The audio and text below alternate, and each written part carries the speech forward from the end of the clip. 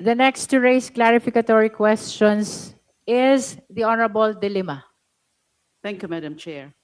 Before I ask my questions, and my questions will focus only on 3 points because some of the points I needed to raise were already covered by Deputy Speaker Garin.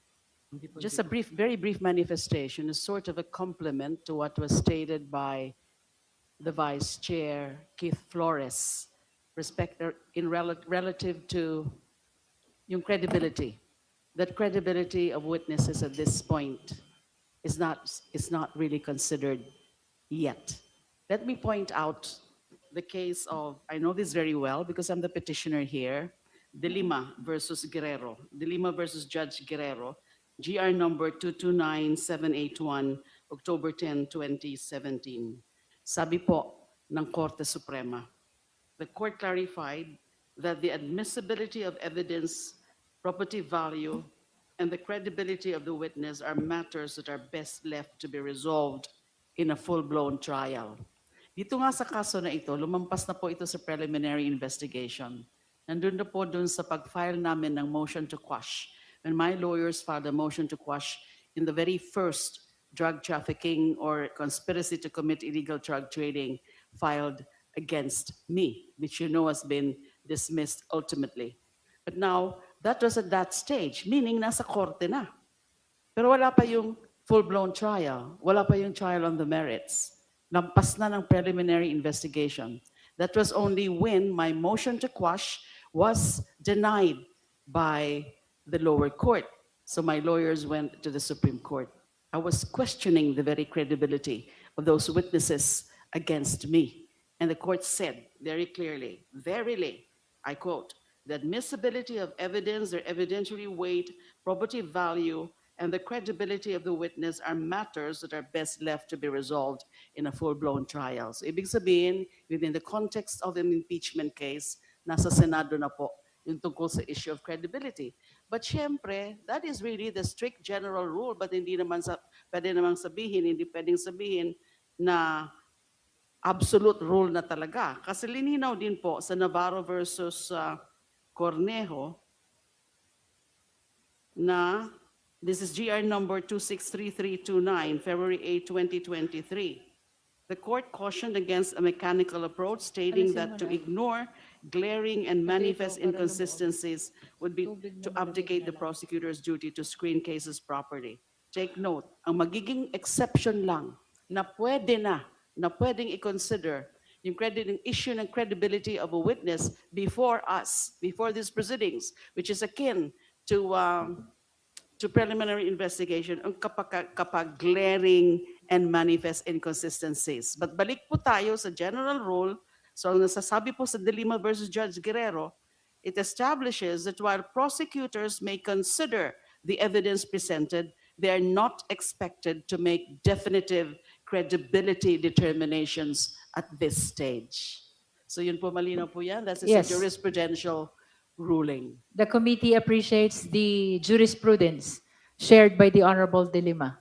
Thank you, Madam Chair. I proceed That to my... jurisprudence, I believe, involves you as well. Yes, I was the petitioner. in Yes, that as case. the And the Supreme Court accused. dismissed my petition, and therefore trial proceeded. Trial what on the is merits. clear is that issues pertaining to credibility of witness from the jurisprudence that was shared must be tackled in the trial of this impeachment complaint. And that should happen in the Senate, not Tam- here in Tama the po yun. Justice Committee. Tama po yun, Madam Chair. 3 points, 3 factual points. I suppose and I hope this will fall within clarificatory questions and not probing questions. Sa simula po ng... Kindly speak closer to the microphone, Honorable De Lima. Thank you, Madam Chair. I'm looking at the supplemental affidavit. And dun po kasi sa narration about yung pagpunta sa DepEd Central Office, Mr. Majiaga. By the way, Mr. Majiaga, nice to see you again. Nice to see you po, ma'am. Maraming again salamat po. after December 8. Opo, Madam Now, in Chair. fact, noon, at least I can say now na medyo may pagka-relax po kayo ngayon because Opo. what I recall is that nung una kayo nakausap ng December 8, haggard na haggard po kayo. At Opo. meron din mga punto doon na nakita kong nagiging teary-eyed kayo nung kausap ko po kayo. Opo, Okay, Madam so Chair. my question. Doon sa pagpunta sa DepEd Central Office, yung sabi nyo nga po, under paragraph 60, at around past 3 or 4 p.m., 2 government vehicles with red plates entered the DepEd compound, and then Colonel Nolasco told me, ayan na, ayan na. Colonel Lachica appeared the lady who I later learned to be Special Disbursement Officer, SDO Gina Acosta. Now, sabi niyo po, at that point, di niyo pa alam na siya si Gina Acosta. Opo, Madam Chair. Pero subsequently, nalaman niyo po na siya si Gina Acosta. Opo, Madam Chair. Kung magpapakita po tayo ng photo sa Gina Acosta, ma-identify niyo po kaya siya? Maalala niyo pa po siya? Siguro po, Madam Chair. Siguro. Honorable De Lima, I lament that showing picture will entail probing already I the submit. statement of the resource person. I submit, Madam Chair. Second point, dito rin po, tungkol din po sa pagpunta nyo sa DepEd Central Office. Nakasabi po na meron kayong kasamang 4 na mga tao, mga Opo, lalaki. Madam These are Richard Peralta Babagay, or Richard, Arman Villanueva, Arman, a certain Chief, and a certain Roel Noel. Yes, Madam Chair po. And in fact, in subsequent paragraphs, madalas yung nababanggit din si Arman and even itong si Richard. Opo, Madam Chair. Mga sino po sila?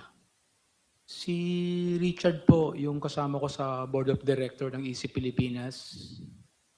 Si Arman naman po may sarili siyang security agency na nagpo-provide ng mga protection agents. At sino naman po itong a certain chief?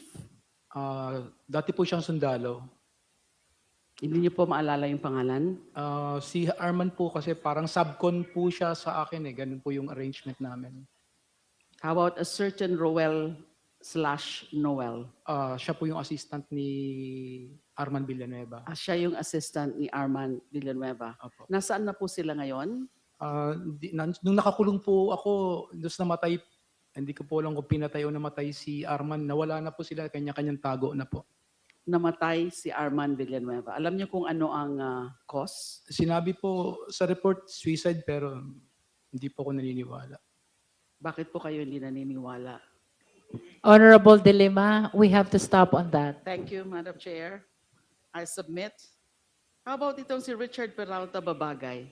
Kasama ko pong co-accused ko po ngayon po sa kaso, Madam Chair. Kasama mo, co-accused. Opo, So he is also detained. He is also a PDL, person deprived of liberty. opo. Siya po yung nasa gitna namin ni BP Sara nung inabot yung plug. Siya po yung nasa gitna namin, dalawa. Nakapiit o nakakulong din po ba siya sa BJMP facility? Opo, kasama ko po, at Madam Chair. Bagong Diwa, Taguig City? Opo, kasama ko po. Okay. So Arman ang namatay, yung iba nandyan pa sila? Opo. Okay. Sinumahan kayo doon sa pagpunta sa DepEd? Opo, Saka sa mga deliveries na yun? 5 po kami. O so makakapag-corroborate sila? Opo, Nakita rin nila yung mga duffel bags? opo. Okay. Last point, Madam Chair. Proceed, Honorable De Lima. Paragraph 80. Pakita ho natin ang paragraph 80 of the supplemental affidavit. Secretariat. Can we please. flash paragraph 18 of the supplemental 80. affidavit? 80, Madam Chair. 80. 80. Paragraph 80. Yes, Madam Chair.